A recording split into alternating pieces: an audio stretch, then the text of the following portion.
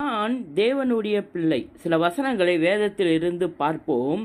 நான் தேவனுடைய பிள்ளை, ராஜாதி ராஜாவின் பிள்ளை, உன்னதமான தேவனுடைய பிள்ளை. யோவான் 1:12. நான் அனாதை அல்ல, திக்கற்றவள் அல்ல, வானத்தின் கீழே தனிமையானவன் அல்ல. கர்த்தரே என் தகப்பனும் தாயுமாய் இருக்கிறார். கலாத்தியர் 4:6. ஏசாயா 49:16.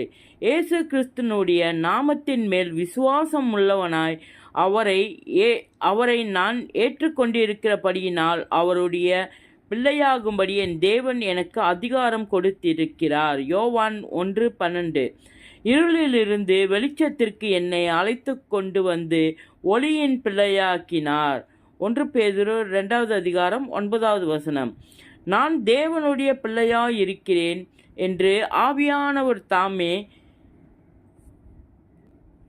என்னுடைய ஆவியோடு கூட சாட்சி கொடுக்கிறார். ரோமர் 8:16. நான் ராஜாதி ராஜாவின் பிள்ளையானதினால் எனக்கு சுதந்திரம் உண்டு. நான் தேவனுடைய சுதந்திரமும் கிறிஸ்துவுக்கு உடன் சுதந்திரமாயிருக்கிறேன். ரோமர் 8:17. நான் தேவனுடைய பிள்ளையானதினால் நேர்த்தியான இடங்களில் எனக்கு பங்கு கிடைத்தது. ஆம், சிறப்பான சுதந்திரம் எனக்கு உண்டு. சங்கீதம் 16:6. இயேசுவின் நாமத்தில் இது பகுதி 1.